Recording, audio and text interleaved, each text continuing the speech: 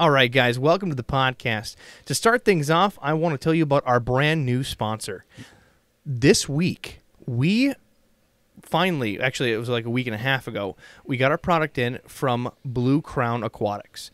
And I got to say, I was extremely impressed with the shrimp. I've seen a lot of shrimp, Jim, you farm shrimp, but these shrimp were particularly awesome. We got see-through white crystal shrimp. I've never seen them. I've seen red crystal shrimp. I've seen black crystal shrimp. I've even seen some weird blue crystal shrimp. But where it's completely glass see-through and then white bands, it was mind-blowing. And they have these King Kong shrimp that they sent us that are in your tank that are doing pretty darn well. Doing very well. Did a little water change last night. Did a little feeding, and they've got such personality. They come right up to the glass and go, "Hey, how you doing? Feed me." So before Jim and I really wanted to sponsor anybody, we wanted to do our homework and vetting, and we're proud to say that these guys have certainly shined on their quality of shrimp. So give them a try, bluecrownaquatics.com, and we're here for a promo code. Use promo code AquariumGuys, that's guys with an S, for free shipping on any purchase, no matter what it is. Free shipping? Free shipping. Now, it's not just shipping like on Amazon.com. This is fish, so they have to do, heat packs, whatever they need to do to get it shipped, and there's a major expense in shipping your product. So for free shipping, Aquarium Guys is the promo code. That is incredible, because shipping is usually half the price of your order. Easy. So use that promo code, and then on top of it, to celebrate our new sponsorship, they decided to give us some $25 gift certificates that we're going to raffle off in a month's time. So we're going to have on our website a form to sign up on aquariumguyspodcast.com. On the bottom, sign in. You'll have your name, number, address, email, so we can contact you when you win. And that is $25 gift certificates to Blue Crown Aquatics. Thank you so much, guys. And we got 4 of them, correct? We do have 4 to give away, so certainly put it in. The odds are in your favor. Absolutely. And so we want to thank again Blue Crown Aquatics for stepping up and taking us on as a partner. We're going to have their CEO on the podcast here soon. Robbie Chan just won a national shrimp competition, so we'll get him on the podcast. But until then, thank you, and use the promo code, sign up, and we're ready to give those promo codes out in 1 month's time. And if you have any shrimp questions, send us an email, send us a text, send us up some smoke signals. We'll be happy to get them all set up so we can ask Robbie when we get him on our podcast. And so we have a bunch of questions ready for him that you want to know about. And don't forget about the charity Ohio Fish Rescues. We just had Ohio Fish Rescue on last podcast. If you didn't listen to it, go back, listen to that podcast. It was super fun. Those guys are crazy, and they love fish. They are more than crazy. Those guys are hilarious. It was one of my favorite podcasts we did. I thought I was going to pee my pants. We were laughing so hard at the very end. And what you hear on the podcast is only a fraction of what we talked to them about. These guys have got so much information, so many great stories. We're going to have them on again. So look back to Big Rich and Ohio Fish Rescue if you haven't heard it yet. OhioFishRescue.com. Donate money, buy a T-shirt, but above all else, call them and tell them you love them. Tell them you love them. Oh, they love those phone calls. They love them. Do it about midnight. All right, let's kick the episode. Welcome to the Aquarium Guys podcast with your hosts, Jim Colby and Rob Zolson.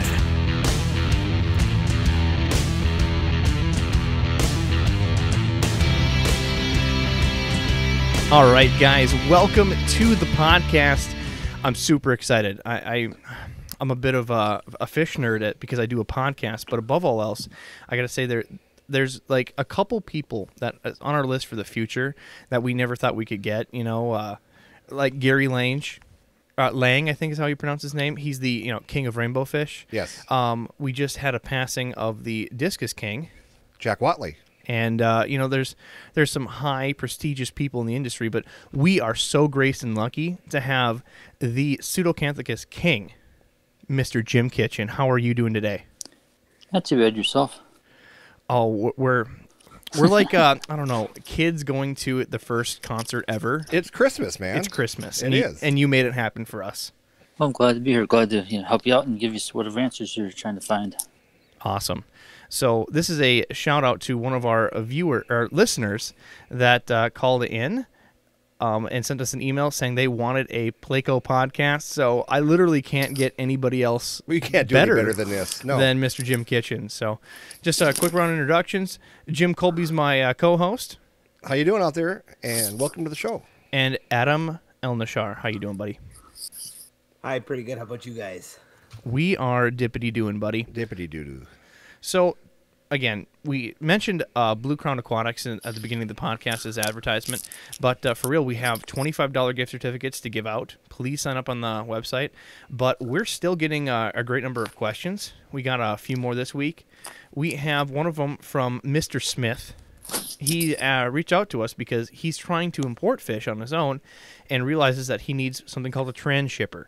Now, this is not the only person that's messaged us recently about transshippers. So the idea, just to answer a couple questions for the audience listening in, if you're trying to import a fish, you can contact a wholesaler or a distributor that works with companies like we had Seegers Farms on the air. They will import in for you and take care of all the regulatory needs. Otherwise, you have to go and take your tropical fish into a registered transshipper. That's the only legal way you can bring in international fish from certain countries in, because you have to check the stock, make sure it's not coming with anything else, and make sure your product's in a great shape. So he'd been looking for a transshipper that accepts for Taiwan. So we gave him a recommendation, but if you're a transshipper listening to this podcast, we're getting a lot more people calling in for a lot of these unique specialty countries, and we'd like to help some of our listeners. So if you're a transshipper, please email us, call us at the podcast. We'd love to be able to distribute your information so people can import fish, because we did not know that this is really a hidden gem in our community. So thank you, Mr. Smith, for messaging us, and hopefully our recommendation works out for you. Other things is, of course, our merch store. If we still get, as much as it pains me, the more I talk about it, the more I regret, because I have orders coming in. But if we get 20 unique customers going to our merch store, and I will still buy the crop top and take a picture for you, sir. I will buy a T-shirt so you don't put on the crop top. Honestly. But I give the audience what they want. The audience is not seeing what I'm seeing here, Rob. I'm sitting in front of you. Nobody wants to see you in a crop top. Hey, you're the one that gave me 8 loaves of bread, all right? 15. Yeah. All right. Well, I'm going to keep this short so we can get right in with Jim, because I'm super excited. So, Jim, thanks again for coming on the podcast. We have so many questions for you, but I really want this podcast to be a topic, covering Plecos as a whole. But again, your specialty is I believe it's genus Pseudacanthicus. Correct. Excellent. So let's just start with background on you first. So when did you start getting into the tropical fish hobby? I pretty much born into it. When when I was young, we always had tanks in the in our basement, and the old stainless steel rims with the slate bottoms and everything else. But yeah, I mean, from as early as memory, we always had tanks in the basement. My dad was in the Coast Guard, so he was always interested in the water. And the only time I did not have aquariums was when I was in college, because I was gone too long. And I immediately got out of college, and before I got married or anything else like that, I had another 125-gallon tank in my apartment and started off from there again. So it's just something that's always been part of my life. There's so many people that start off with small tanks and then just keep on going and going, and that's how you know it's passion. We were talking with Big Rich, and even heck, my story, Jim's story, everybody just keeps starting with the small tank, and it's not enough. It's just never enough. Never enough. What made you, I'm assuming the Pseudacanthicus, of course, is your favorite fish. Yeah, I mean, as far as like Plecos, I like other fish. Some people get so focused on one, only one, that they lose sight of the beauty is of the others. Like discus, I've bred them. I've done quarries. I've done cardinals. Done bettas. Bettas. Those were the first thing I did back in the '80s, I think it was. So it's just, but I focused on the pseudos because it was basically a challenge. So when David said, "Hey, no one has spawned these in the world yet. Why don't you go? If you're so good, why don't you give it a shot?" And yes, we got that whole thing on Pseudacanthicus going. The cactus Plecos, the spiny ones. That was the first thing you started researching? Yeah, because I was looking for something. I was looking for a new challenge, and Chris Bennis, a good friend of mine, was a smart aleck, and said, "Well, hey, I know previously, he says, well, hey, if you're so good, why don't you spawn them? No one else has, so that's what got it. Started looking at them, and back at the time in the was like the 08, 09, there really wasn't a whole lot being imported at the time from Brazil, so just finding some was kind of hard back then, and just started from there. So literally started getting a reputation because you had skills for breeding. They said, well, why don't you give it a try? And clearly you had a knack for this, and it just went downhill from there. Pretty much. Or uphill, depending on Or how you look uphill. at it. Exactly. So it was a challenge from a buddy that said, if you're so dang good, then you go ahead and try it, and then you Showed up the world. You showed off the world, exactly. Yeah, well, I was thinking I was about 4th or 5th by the time I got the adult pair to spawn. There was a couple over in England and in Greece that did it first, and then there's some people over in Germany and a couple over in Sweden, and then I was in the top 5, I'd say, for doing the 114s or the Leopardus, or the ones that look like the leopard spots. So before we go too far, I just wanted to do some basics for a lot of the beginner listeners.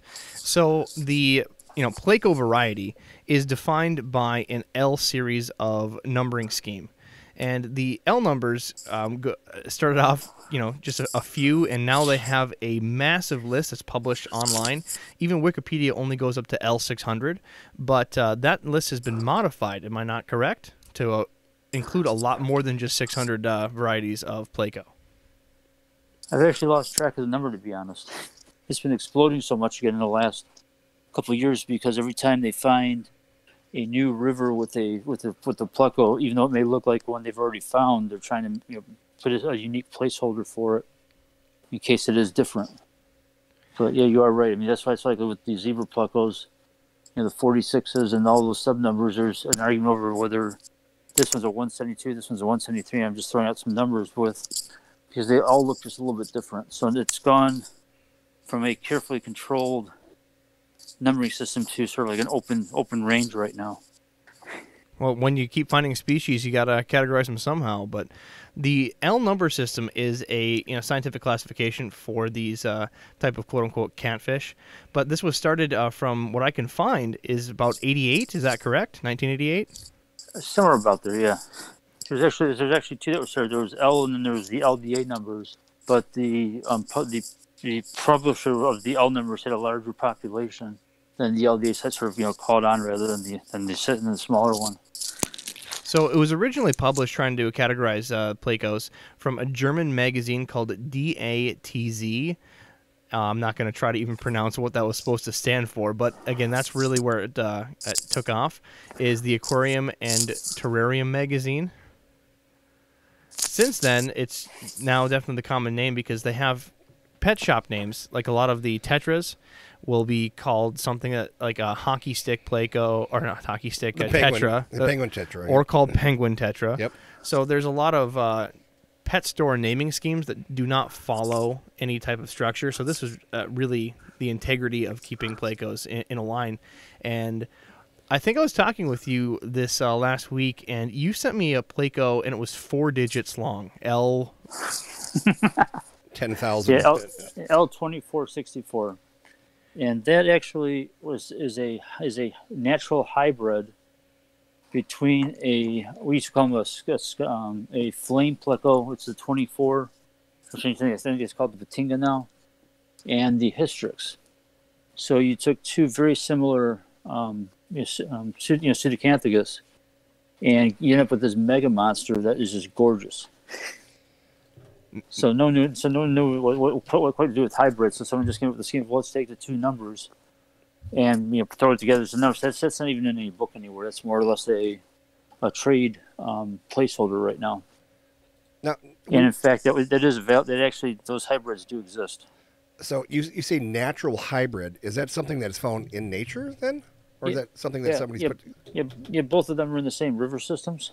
Oh, okay, that totally makes sense now. Yeah, usually what happens is these things are so expensive and so rare that they go directly over to China or Japan, and the one I think I sent you was about a $5,000 fish. So that's crazy. No in the U.S. is going to see that fish for a long time. Not unless it's stuffed in a museum. Unfortunately. Yeah, that's a lot of money. What is an average price? I know we were watching on your on TV or on the YouTube.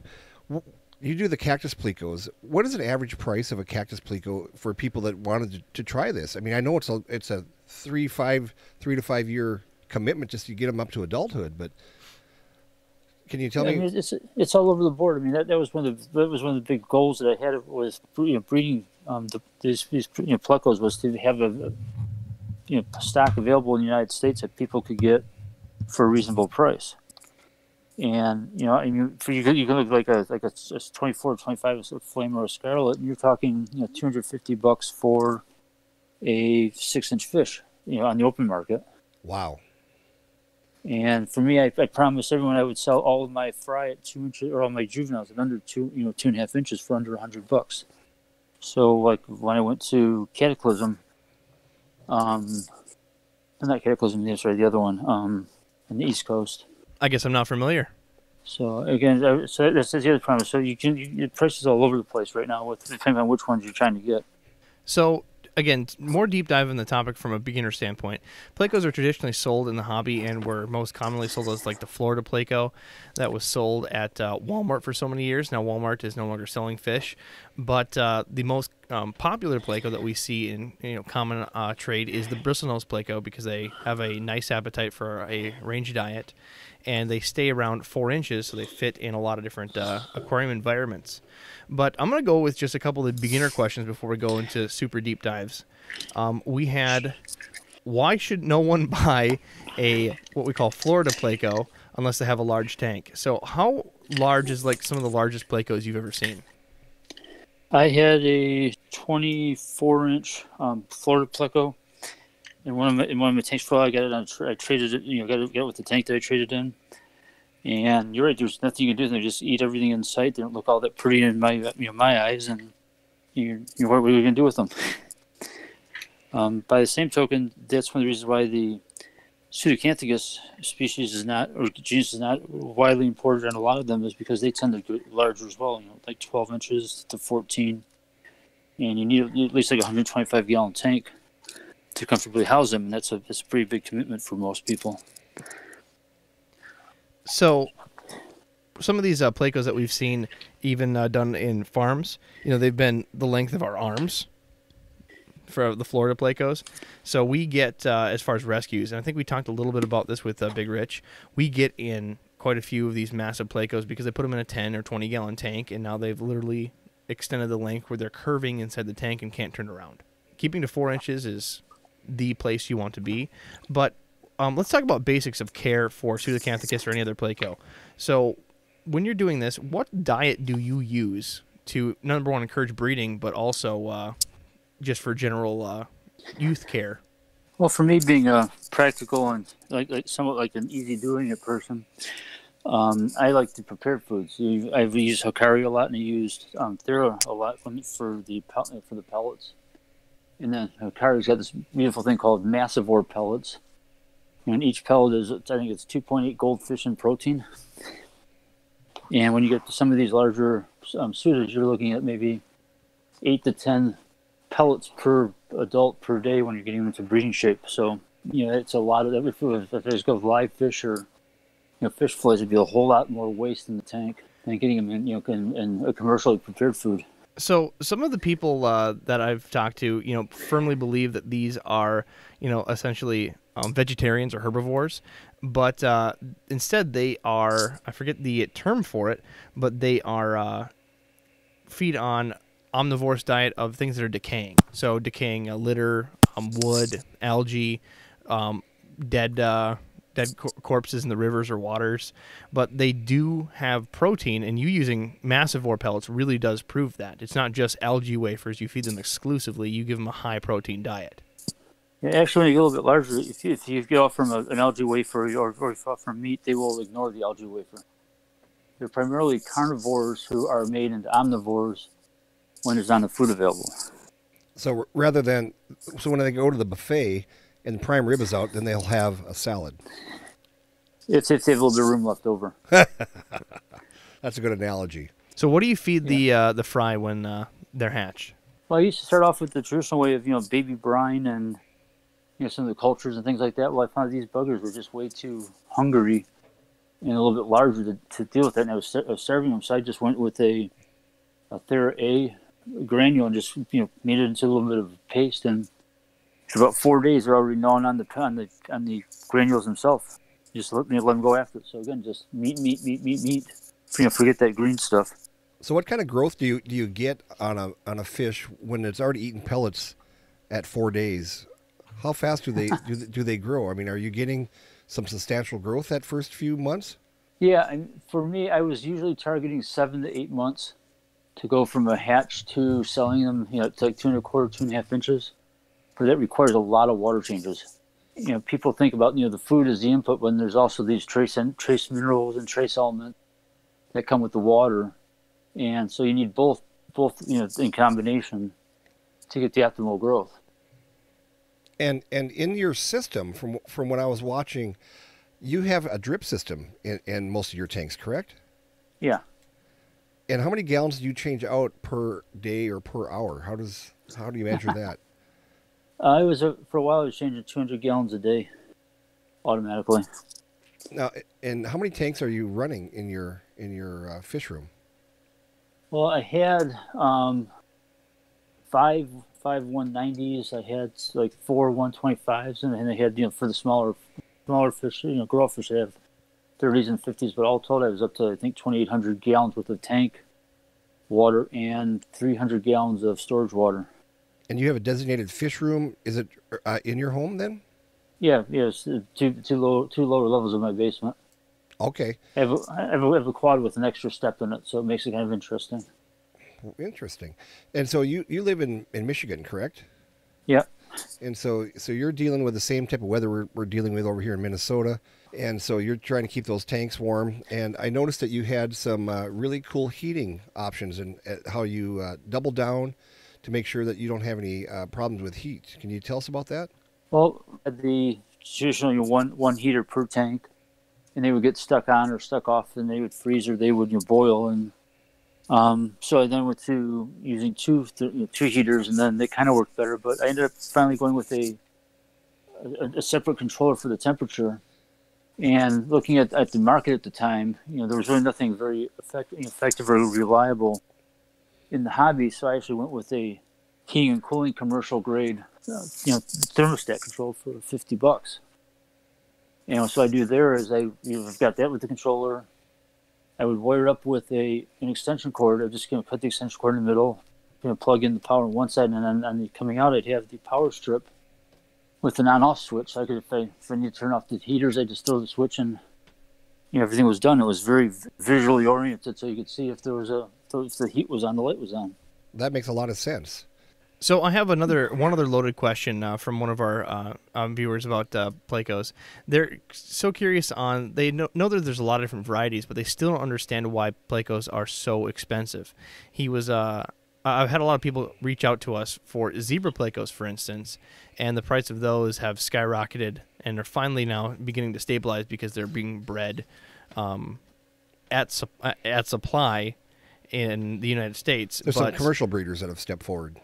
At a high level, we know that the reason why certain Plecos cost so much is because there's only some that exist. But how many different rivers or subsidiaries have Pseudacanthicus or other breeds of Pleco? You'd be astounded when I started doing again the additional research of trying to figure out how to breed the other pseudos, because again I start off with the Leopardos, which is the 114. There's literally like 25 other known variants. They just some of them don't even have numbers yet. So, but you just can't, give them the same parameters and have the same effects. So, I started looking through, and you'd find, here's one from that river, and it's just widespread. I mean, they're still finding new fish every day in Brazil. So it's kind of hard to say just how many there are. But I know, for example, there's 6 different. Drawing the blank, sorry. There's 6 variations of the 114s and the 600s.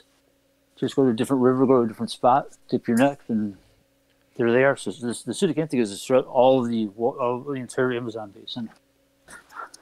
They're all over the place.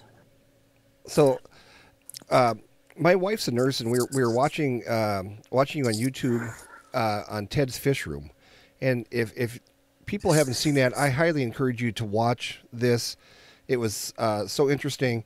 But you do DNA testing on fish and doing mouth swabs. Yeah. On fish, and I'm going, and my wife looks at me, and she's a nurse, and she kind of looks at me and just nods her head and goes, "Crazy, man, crazy." I was really thankful for the crazy people around the world who sent me samples.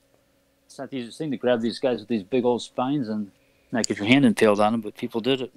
And so, what have you found out? You found out that many of these fish in the river are related, but still different. Yeah, basically, I gave a presentation at CatCon. Was it 4 years ago now? And there was four distinct subgroups of the Pseudacanthicus. There's the black ones with white spots and brown. You've got the plain muddy looking ones, and then you've got the ones that look like they look like the pumas and the cats. I usually call them the cats because some of the patterns look like leopard pets. Some look like panther spots. So I was just sort of juggling, naming each one after some big jungle animal, African cat or whatever. And so they fall into those four groups. The interesting thing is one of them, which are one of the most popular, they call them the Titanics and the Typhoons and the Patinga and the Scarlets. Those are the ones that get to be the real big ones and the really bright orange color. It turns out they're an undescribed genus. They actually are not part of the Pseudacanthicus genus. And you have to look very deep to actually see that. So that's a big surprise that people are just trying to understand. So what makes them part of the Pseudacanthicus genus and something different? Physically, the difference is all of the unique group have got long trailers on their fins. People love the trailers, like the one video clip I sent you where I had a 4-inch Titanic with a 5-inch trailers on the fins. Absolutely, beautiful. So all of those with the long trailers are there. They're in the same type of water. They all tend to be the larger ones, like the hystrix, which grow to be 3 feet long. So they're the larger ones, the heavier ones, the bulkier ones. But if you actually look at their eating habits, they're slightly different on their eating habits. And then because I was lucky enough to have 17 different species in my basement at one time, I could look at all of them side by side by side, and you can start to see obvious differences. Where if you just look at a picture, you can't tell the differences. And the interesting is which are the hardest to spawn are the 24s, the 25s, the Titanics, and the Typhoons. In aquariums, there's some guys in Singapore that say have some great success with it, but they're very, very hard to do compared to cactus pleco or a polka dot Pseuda. So I think there's enough information to prove both genetically and taxonomy, and then also habitat-wise, that they are distinctly different groups. So let's talk about some of your accomplishments that you've done. So again, you got into Plecos as a more or less a dare. How did you try to breed them? And clearly it just worked out for you. But let's go from there. What did you do a lot of scientific work for Pseudacanthicus? Tell us about what you've accomplished in all this time.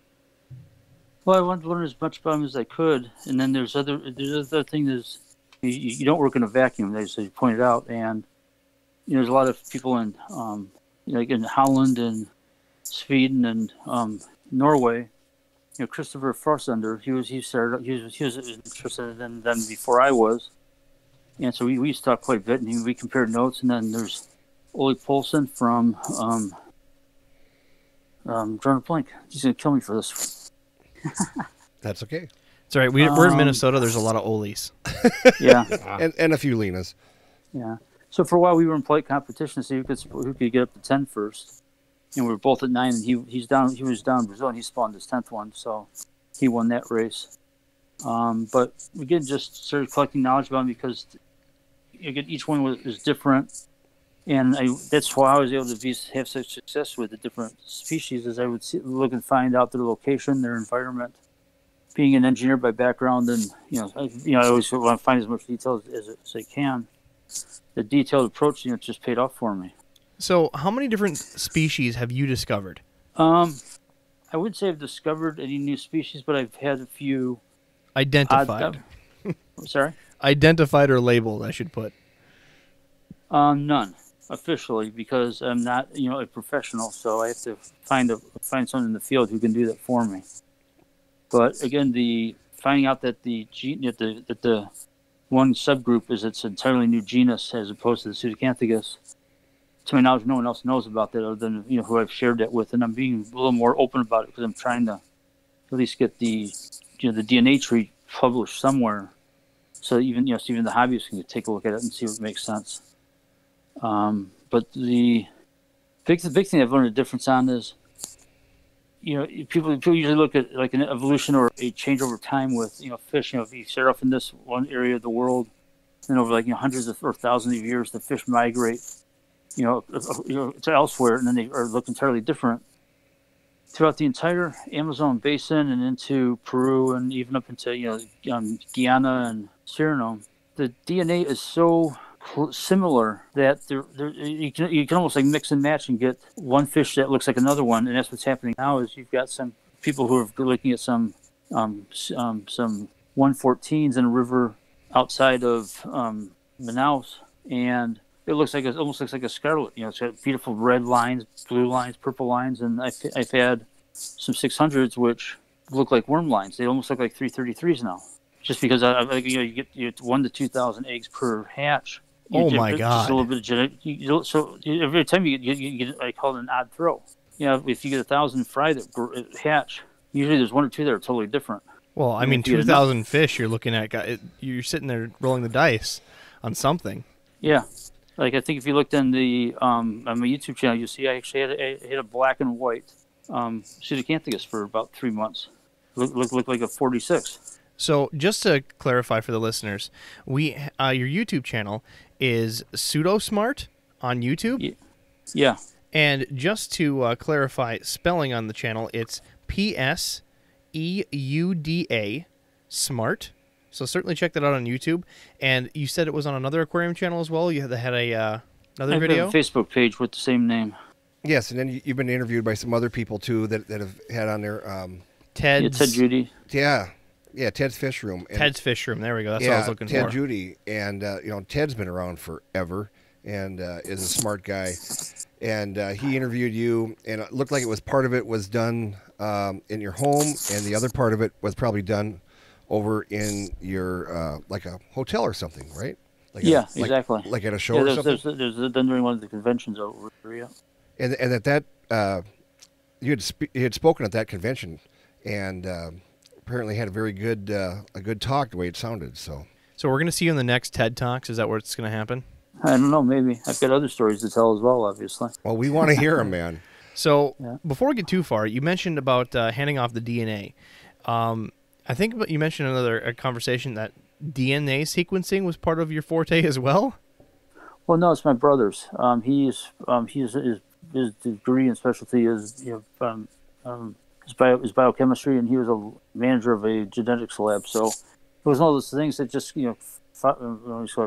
provenance came into view, or circumstance where, again, someone said, "Hey, prove to me that this one's different than the other," and I'm trying to figure it out. And so with my brother, he says, "Yeah, I'm doing this DNA testing for these other people," and then this little light bulb came on. He thought it was crazy enough of an idea to try, and his boss thought it was a crazy enough idea to try. So you've sequenced the DNA of Pseudacanthicus? Yeah, 100. We did over 100 different samples, sample fish, and we got probably 75 usable DNA sequences out of them. Yeah, we were just going when my wife and I were watching this. We're going, where do you go to get DNA sampling for a fish?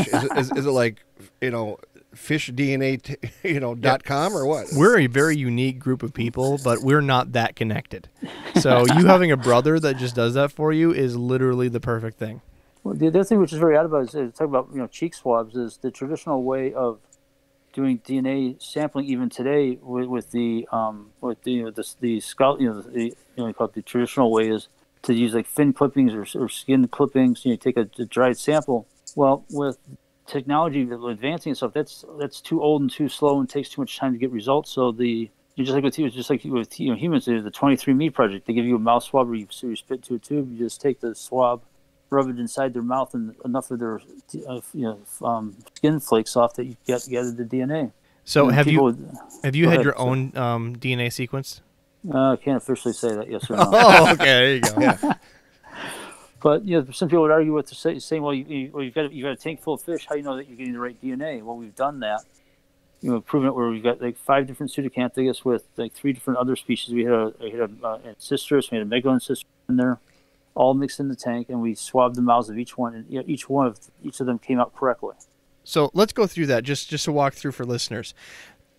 I'm going to start taking DNA samples of my fish. CSI. I'm going to CSI this shit, right? I'm going to pull out a 2-foot Pleco out of my tank, hold him with a towel. Angry Pleco. And you're going to get a buddy to grab a giant cotton swab and just go around that suction cup and then put it into a DNA meter, brother.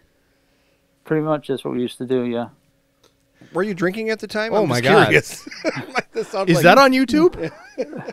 No, people wanted me to put it on there, and I never got around to it. Honestly, I was going to do that, but then I figured it'd scare more people because it looks worse than it actually is. Once you get a cactus, once you get one of these Plecos upside down, they're sort of like a shark. After about 10 seconds, they do tend to slow down. And they'll calm down. If you put it in their mouth, a lot of them will suck on it like a lollipop. Wow. There's a visual.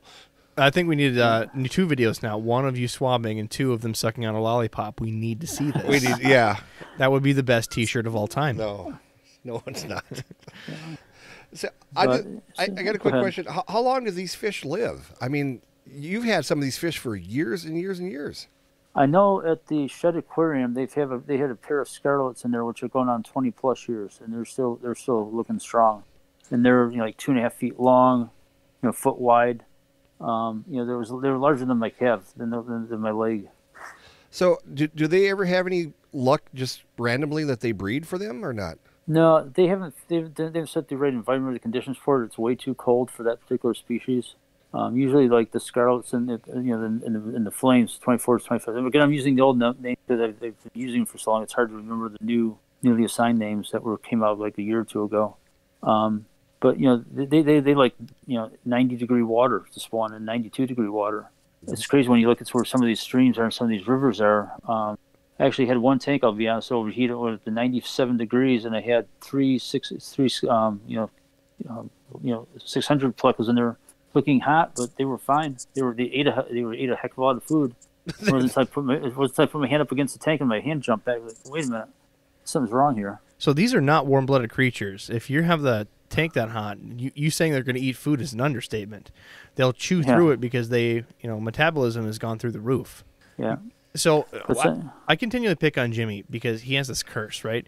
He's had a lot of different Plecos over the years, but he has a curse that he just can't breed them. Then suddenly, we'll take the same Pleco, the same, Pleco tunnel, and we'll talk about breeding. I'll ask more questions here in a minute. But then suddenly they just breed, and that might be the solution, Jimmy. I keep my tank hotter. Yeah, I was just thinking that myself. I've taken some fish that I've had that won't breed for me. I give him the robs, and he calls me up 2 weeks later and goes, The same day. The same day. The same day. That's because New tank and just drop a clutch. Yeah, and that's because I fed them so well. I'm giving myself credit. Yes, pat yourself on the back. You fed them before they went to Rob's house. Exactly. Yeah. Rob and I are neighbors. Part of this, I've also discussed with friends. We tend to call it possibly a stress spawn, or just the change in the environment made him do it. It wasn't necessarily that it was the perfect environment. It was just such a change. So just that's why. So when we say, well, if you get 2 spawns, then you've accomplished something. See, just like me and my wife, a first few years date? ago in the car. Nobody wants It's a different environment. It's a different environment. It was at a public park. We were in the woods. What can you say? I wish I had some really bad porn music to play as you're talking about this, but we don't want to hear about that. I apologize, Jim. Check out the YouTube video that he's That's not even heard before. So I think this is a good segue to talk about breeding. So generally, My Lord. generally Plecos. Oh, don't worry, we played Boys to Men before on one of the other podcast clips. Got a lot of laughs. But so let's talk about the beginning. So you find a pair, and most Plecos species, how are they difficult to sex? I mean, with bristle noses, you can find that males have the long spikes, females have the shorter bits. But how do you sex normal Pseudacanthicus? First thing most people talk about is the hairs and the spines on the males are much heavier than on the females. They call it, I think it's orodontal growth, which is on the pectoral fins. So you said hair? Yeah, it's like bristle hair. It's very sharp, very pointy. What I find is most reliable is the overall shape. The males tend to look like torpedoes from the top. Very blunt head, narrow body, narrowing towards the tail. Where the female fish, because they have eggs, they tend to have a wider midsection. Sorry, but that's just the way it is. Not being sexist. They're built for it.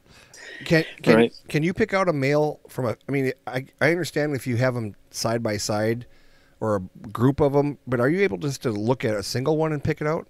Some species yes, others no. The scarlets and the flames, 24s and 25s. Most of those rules go out the window because I've actually had females which were more heavily, growth and thicker plates than the males. So it's some of those there's a little bit of confusion going on as to what's what, but usually, like for me, after seeing hundreds and hundreds of fry, I could sex them like 1 3/4 inches. I could pretty much sex them accurately just by looking at them. That's not a lot of size either. No, that is very small. When now you talk about your fry, do you sell your fry? Yeah, I did. That's one thing also to clarify. Part of why I got involved with Ocean or Ohio Rescue was because of my condition with having Parkinson's. I finally had to let go of the day-to-day side of keeping the fish. So after looking around for a long time, because you just don't want to give your equipment to people who aren't deserving, I came across Ohio Fish Rescue and Rich and Josh. They seem to be very genuine and caring about it. So they basically came in, and that's why I have 2 videos with them where they're taking all of the equipment out of my house. It took them a day in a 26-foot trailer or 26-foot U-Haul to remove all of the tanks and everything that I had in my fishing that I accumulated over the years. And yeah, Rich and Josh, we had them on last week. We had a great conversation with them. They had nothing but great things to say about you, and they were the ones that hooked us up so we could have this conversation with you. And for the people that are listening and stuff, you had to kind of downsize back in the day, or what happened? Well, it's in part of my blogs that I've had Parkinson's for 16 years, and each year it got progressively worse and worse. So I was able to do less and less. That's why I had like the automatic system set up so that it would take the workload off of me, just doing the daily stuff. But it got to the point where going down there every day got to be almost it was an impossible thing to do. And I'd seen so many people who passed away and they left their wives with 2 rooms of fish tanks, and I swore I wouldn't do that to her. So I spent a year finding the right place for all the fish that I had, because again, there's people who want to just throw money at them, but that's not the right person to give some of these fish to. Some of those fish that I had have never been in the U.S. before, and probably won't be for a long time. So I found homes for them, with people who I thought could still get a chance of raising them and in fact breeding them. And then once I got the fish gone, except for the one pair that they're going to grow up, I then had all these tanks, and hey, 180 or 190. That's the magic tank everyone's looking for, right? Yep. They're used. Yeah, they are hard to find used. That's for sure. You never see them very often. Yeah, so I had 5 of them there, so with stands and everything else. Do you have any left on hand now at home? Nope, everything's gone. I've got some heaters and dust and some dirt piles. If anyone wants those, they're welcome to take them. So now you sent me some pictures, and now you're getting back into local fishing. Well, those are from before as well. I hope to get back into local fishing because I can't give everything up. Got to have some vices. Awesome. But those are usually charters. It takes the burden off of me to have to go out and prepare things. So I just do a couple charters a year with friends. That's one of the best ways to do it, especially if we don't know the area. Like I've traveled, we went to Florida with Jim, and we had a fun charter, and that's really the way to go about it. It's all set up for you. They know the hot spots. You don't have to waste a day just trying to find the fish. It's a great way, and they like to drink while they were on the charter. So yeah. I mean, like it's like St. Clair with the third DNR, they're actively working to introduce other species, for fun for the sports fishermen. And if you notice on the bottom, there was actually pink salmon that were down there. They decided, a couple years ago, hey, let's throw them in for a few years and see how they do. So, you can catch pink salmon or in Lake St. Clair. So I know this is off topic, but are they breeding in Lake St. Clair? No, they don't. The old runs they had many years ago in the 80s, they had limited spawns, but they never were sustainable. So it was all introduced. But they did spawn. Oh yeah, that's amazing. I ended up with in the 80s I had like a 27-pound king salmon. You talk about having fun in a freshwater lake. Come on, really. That's incredible. So getting back to breeding, so sure, sexing we've established, but the actual process. So is there any nipping or way you're seeing their breeding, and what do you use? Because generally Plecos like to burrow or have some sort of cave to breed in. So what do you use for these larger Pseudacanthicus? Well, I had to get real creative. For a while, I was using the clay pipe that you get from like a chimney store or your local builder. But then once they got over 4.5 inches in diameter, finding larger pipes gets to be difficulty. So I ended up finding out I would call up the art offices of a university like University of Michigan. I got a hold of the art department and found out who did large clay objects. And that's how I started getting my larger caves made. So why do you use clay versus other material? Like PVC? Some people like PVC, but it doesn't breathe, because if you look at, trying to look at the natural environment, most of these caves are dug into the side of the river, right? And so water flows through, the nutrients flow through there. So if you have PVC or if you have plastic, you basically have a dead spot. And the only circulation you get from them wagging their fins to try and move fresh air in there. And in Europe, a lot of people would lose the female because the male would be jamming the female up into the very end of the cave. She wouldn't breathe and she'd suffocate. So it's the female breeding as well, not just the eggs. Right. Yeah, basically the female has to be in there to lay the male.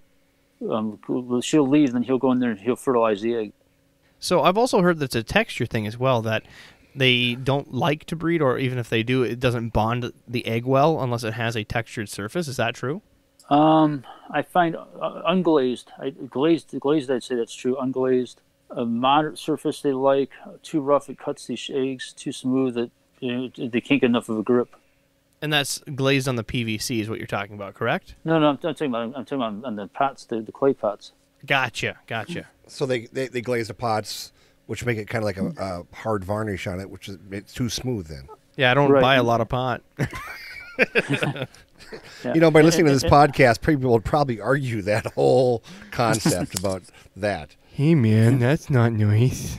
Yeah, so again, it seals the hole, and there's not a lot of movement, and so that becomes an advantage there. And then also the other humorous part is these fish have to learn how to spawn, and so what they do is the cave size is critical because the male has to be able to hold the female in place, and then so then they can figure out what makes basically she has to be put into the mood to make for the transition to start developing the eggs and then hatching or expelling the eggs. They have to learn how the whole process works. And it sounds crazy, but the first time it'll take like 5, 6, 7 days, and they'll get frustrated. And then if the cave's wrong shape or wrong size, he can't use his fins to hold her in the right place. And the scouts took I think like 7 caves before they finally got the right cave, that they figured it all out. And then you get to the second spawn, and it only maybe takes 4 or 5 days. And then I've had some of my older fish. I had my 600 pair. They were spawning for 10 years. They would be done in like 3 hours. They look at each other, go in the cave 3 hours, they have eggs. So what size cave do you recommend for this size Pleco? So if you have, say, let's make something up, a 10-inch Pleco, what size cave entrance and length are you looking for? You need to have the depth about 1 inch to 2 inches deeper than the length of the fish. So you'd be like 11 or 12 inches. And then the height and the width, it depends upon, if you look at the male, if his dorsal fin is totally erect, totally up, you want it to only be like 75% up. So let's say if the tip of his fin is 3 inches tall, you'd want like 2.5 inches for the height of the cave. That way you can use it to wedge against. And the same thing with the pectoral fins. You don't want the pectoral fins all the way open, but you want them like 70% open. so he can get some grip in there, so he can kind of hold everything down. That makes total sense. And who thinks about these things but people like yourself? I mean, it takes hours of watching. I mean, you just literally have to look at it, and it just, people said I was insane, and like, well, that's just the way I solve problems for my life as a career. The impossible ones, and then you got to look at all the little details. So when you went to the art department and asked them to make you these caves, did they look at you going, "What are you talking about?" I show them pretty pictures. They go, "Oh, look at the pretty fish," and then it's a whole different story. So then they stepped up and helped you out. Yeah. And so I mean, I know you can go out and buy professional caves that are made by cave people, but they're not cheap. I mean, I bought some small ones that I've paid $15 for wholesale, and yours are the size of a man's arm for the most part. Yeah, some of them I spent like $40 for, because again, if you don't get the right size cave, you don't get them to spawn. Right, and it's just frugal to spend all that time if you can't get a good spawn from those guys. All right, so now the spawns happened, and generally the male is the one to take care of the eggs, no matter the breed, correct? Yeah. Actually, let me pick up one thing on the spawns. I will give, if people say I never give any information, here's one of my top secret pieces of cave making information that no one ever knew about. Secret time. Secret time. Secret time. No one ever asked what is the material you use. What is the raw material you're using to make the cave? What is that? There's different types of clay. I thought it was just potter's clay, and they just gave you what they gave you. I'm just getting a scene in my head from Ghost when Demi Moore and Patrick Swayze are making, the pottery, with a romantic music. You're going to go for a while soon, and then come back after a while, or anyway. That was a hot scene. That was a hot scene. All right, secret time. Secret time. Okay. There's a special group of people who are insane with their plants. They're orchid growers, orchid breeders. Yep. The clay they use is highly permeable. You can actually take water and pour it into an orchid pot, and within about 2 seconds it'll start dripping out the bottom, or it will go through the material. That sounds like a bad pot. So it's breathable. Breathable, because again, orchids are mainly air plants. They're up in the trees. They're not buried in the heavy dirt. You need to have a breathable clay for these pots to give you so you have more oxygen transfer. That's my big secret. I'm actually getting water flow and nutrient flow through the porosity of the caves. So it's a balance between making sure it's breathable while making sure it's still completely dark. Right. Well, trust me, breathable does that mean like you almost have holes that you can see through them? It's just a totally different density clay material. That's incredible. We started this podcast a few months ago, and the things we wanted to do is, this is when somebody's successful, they don't want to share secrets. And, we had Steve Rubicki on here from Angels Plus. He shared secrets. Rich and those guys are sharing secrets. And what we want to do is we want to see people succeed in this hobby. We want to see people succeed. And it's just invaluable to know these things. It's just incredible. And I want to thank you for sharing that with us. I know the big two things I learned about breeding today are, number one, the type of pots, how the whole process works about holding, and then just the craze of keeping it hot when you're breeding. Keeping it hot, yeah. Keeping it hot. Yeah. So again, going along the things of the secrets, a lot of what I find with these secrets is they're not. I mean, there's other secrets that you still don't tell, and like where I'm going with that is. Well, that's how we get you back on the podcast. Yeah, Charlie Mueller. Basically 6 years ago, he really was interested in learning about Pseudacanthicus, and he basically was my understudy. Everything I learned about him, I trusted him, and he's the one who got like 75% of my fish, my breeders, because he's been able to successfully start breeding them. But the thing of it was I wouldn't tell him exactly how to do it, because I knew if I told him exactly how to do it, it wouldn't work. And it's taken us 6 years to learn that. What I see as keys you must do are not necessarily the same thing. And for example, mine would always breed in 85 to 86 degree water. He had a pair that was tired of spawning, so he turned his tank down to 80. They spawn in 80 degree water. And I never could get them to do that. So the big thing is pay attention. You have to look and see what the fish are. If they're happy, you know when they're happy. And you just can't follow a textbook with a Pseudacanthicus anyway. You can't follow a checklist for a textbook of this is how you do it. So, you can move the cave 2 inches and change the water flow in the aquarium, and they will spawn or they won't. It's a practice, not something that's completely guaranteed. Exactly. Yeah, and just because it works for you doesn't mean it's going to work for me. Right. That's why it works at my house and not yours, Jimmy. Right. Well, I mean, Right. you look at people like Steve Rubicki from Angels Plus, and he says, these have bred in my tank. Doesn't mean they're going to breed in your tank, but I'm selling them to you as breeder fish. And, if they get to my house, they don't like my water, or my pH is too high, or they don't like my tank, or it's in a high traffic area, it just makes a world of difference compared to what other people have kept them at. Yeah. Yeah. So now, again, they've spawned, the male's taking care of them, and how long is the gestation period between fertilization and hatch? Typically, for pseudos, it's 7-8 days to have them hatch out. So you've got basically eggs with tails, and then around 15 day 16 is when I would collect them, because they're not quite free swimming. They still have a good sized yolk sac to them, so you can catch them. But if you wait for them, I've actually left them in there to see how long it takes. Usually it's about 40-45 days before the male lets them all out, and then you're down to maybe like 20 out of 500 because they all sneak out and they die or whatever, because he's got to go and get a meal somewhere. And so, is it important that you get them out with the egg yolk sac still attached, and then that way, are you able to watch when that's absorbed, so when you know when to start feeding them? Oh yeah, I mean, part of it's just easier to catch them.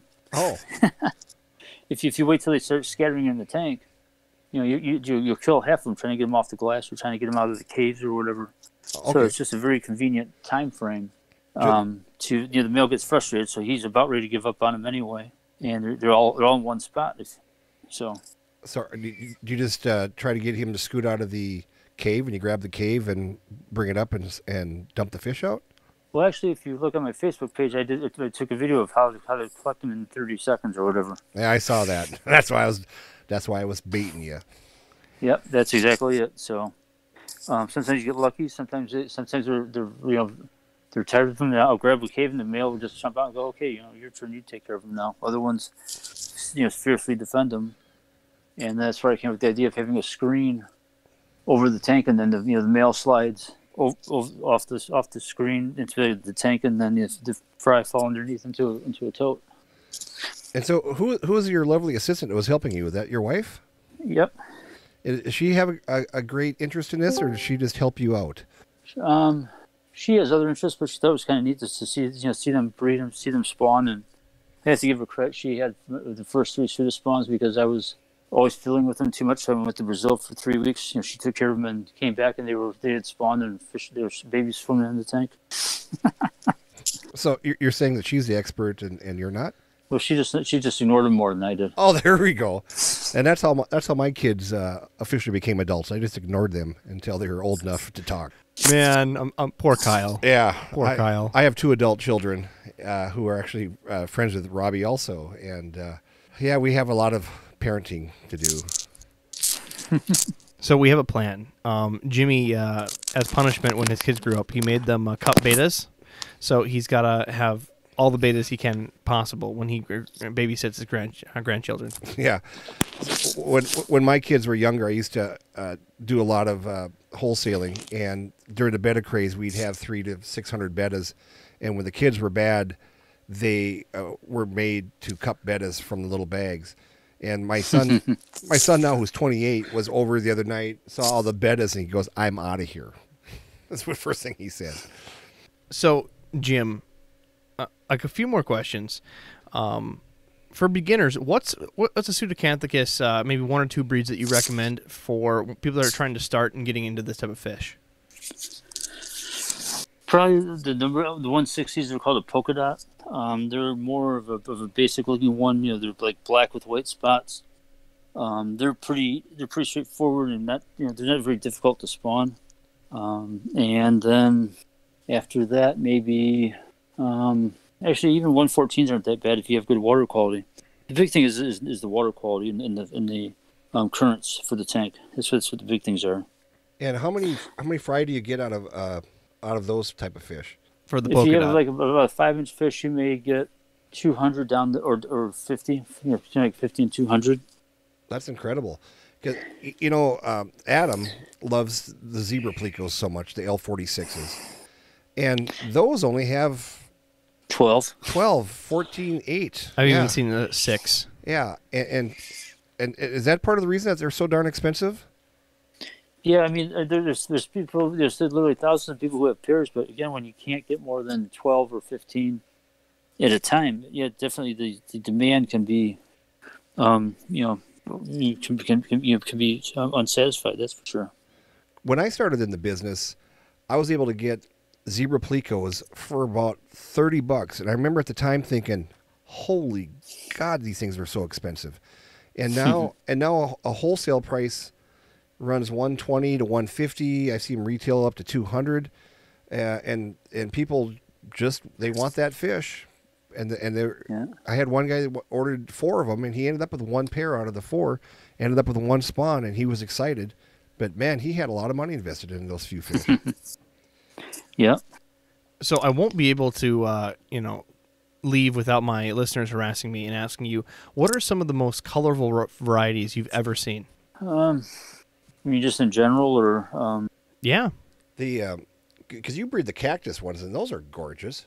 yeah. I mean, discus, obviously. Discus floored me the first time I did those. I just even when they're small, how gorgeous they are. Doing the blue diamonds back when they first came out. Oh, I meant of Plecos. Yeah, I'm trying to think of. There's the. I'm trying to think what genus they are, but like the 397s and the like the ones with the bright oranges and the grays, and there's so many that so there's a lot that I like. I just can't think of the.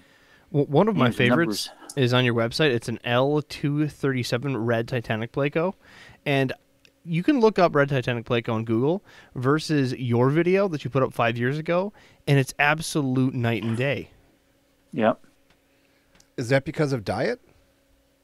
Diet and location of where it was collected from. So if you grab a fish from one river to the next, it could be a huge difference in the quality and the color. Yes. Interesting. So also the 2 rarest Pseudacanthicus that you've ever had.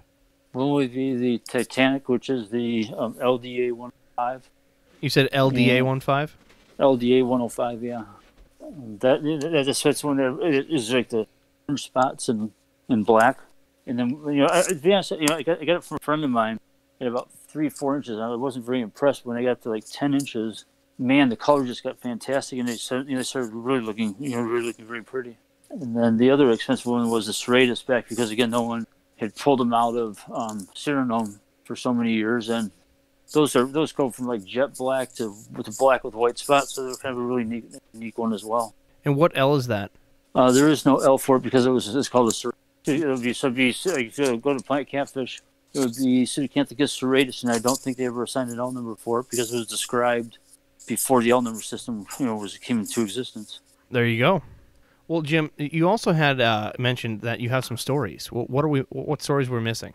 Let's see. Well, actually, I think I'll leave stories for another time. But some of the stuff that I think people might be interested to know that we're still working on with Charlie Mueller is I found one substrain of the Pseudacanthicus. I call it the 007.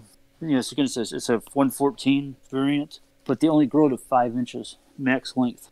And I don't know why this particular group that I had were all small, all short, but I had 6 came in from the wild. They never grew over 6 inches, and then the first offspring I had only grew to 5-6 inches. So we're trying to establish that as a major line because I think that'd be fantastic for the hobby to have a suit that stops at max growth of 5 inches. So then you can use a 50-gallon, and they'll have no trouble staying in the 50-gallon. That would be beautiful. So I have one question that comes from some of the people we've been ordering bristlenose from. Apparently some farmers in Florida are having issues currently, and they've been investing a lot of money working with veterinarians of certain strains of bristlenose Plecos that when they breed, they're either extremely slow grow or won't grow past 2 inches, at least not in a decent enough time. What if you're having issues with slow grow? What do you recommend to try to do to, number one, it sounds like water changes, but what other things do you recommend? Check the temperature and then also the quality of the food, and then also other things like crowding. How many fish are in the tank. That also affects how fast they grow. I have heard in the past. Now that you say that, I had somebody that was breeding guinea pigs, of all things, which aren't fish related at all. But when I used to sell to pet stores, and all of a sudden, their guinea pig production went way down. and they started losing them, and they started having some problems. And what they found out is that they changed the formula of the food, and there was no vitamin C, or not enough vitamin C in the food, and it was basically giving them kind of like scurvy sort of thing. And so, when these companies change food chemistry or the way they've been doing it, just like making dog food, I would imagine that can greatly affect how fast it grows. Yeah, I had a pair of turquoise discus, breeding pair. They would spawn every 3 weeks in a common aquarium, and I had these. So they were like the soft chews. They were brine or crow, soft chews. I don't remember who made them because they pulled off the market. But every 3 weeks they'd spawn, no problem. And they stopped making this food, and they never spawned again after that. So by taking away their favorite food, they said, "I'm out of here. I'm not doing this anymore." Yeah. Just like me, take away my cheeseburgers and suddenly I'm going to cry in the corner. Well, Jim, I appreciate your time. We've definitely exhausted over an hour here with you, and we want to have you on for another podcast. And maybe we can talk more about those secret stories you want to tell us next time. Okay. For the listeners, we're just going to let you know that if you have questions for Jim for next episode, or if you have something you want to send us to it directly, go to aquariumguyspodcast.com. On the bottom of the website, we either have our telephone number, and you can leave us a voicemail, or we can air on the podcast live, or just send us a direct email right on the bottom of the page, and we'd be happy to get that directly to Jim. Otherwise, certainly check out Pseudo Smart on YouTube and Facebook. And Jim, are you selling fish currently right now? No, like I said, I actually have 0 fish in my basement right now. Okay. Well, I wish I did, but unfortunately I don't. Yeah. Well, that's one of the first questions we get from people is where can I get his stuff? And it's just good to know that you've had to downsize because of health complications and stuff, and that's totally understandable. But I just want to thank you so much from the bottom of my heart for all the information you've given us and the time. It's greatly appreciated. He's going to go home and turn up the temp on his tanks. Well, that'd be good if that's all you need. That'd be great. And again, there are people who have my breeders, and rather than speak for them, I'm hoping that they'll be sprouting up here in the next 6 months with, hey, I've got some of these fish for sale. That's what I'm really hoping, but I'm not gonna go speaking for them, and when I don't know how they're. Well, when that happens, you let us know. We're gonna put the word out. We're gonna help out. We're here to help the entire aquarium industry. We want people to succeed. So that sounds good. Some reminders, please share this with your friends. We want more people listening in, and then subscribe on your favorite platform. But please give us a call. We love your communication on our email or voicemails. We've been getting a lot in. And just one more reminder, transshippers, please contact us. Apparently there's a lot of people looking for you, and there's not a lot of ways for them to find you. So let us know, and thanks again, guys. We will see you on the next podcast. Let's kick that outro. Thanks, guys, for listening to this podcast. Please visit us at aquariumguyspodcast.com and listen to us on Spotify, iHeartRadio, iTunes, and anywhere you can listen to podcasts. We're practically everywhere. We're on Google. I mean, just go to your favorite place. Pocket Casts. Subscribe to make sure it gets push notifications directly to your phone. Otherwise, Jim will be crying in his sleep. Can I listen to it in my treehouse? In your treehouse, in your fish room, even alone at work. What about at my man cave? Especially your man cave. Yeah. Only if Adam's there. No. With feeder guppies. No. They're endlers. You midget-loving, sucking motherfucker. Well, I guess we'll see you next time. Later.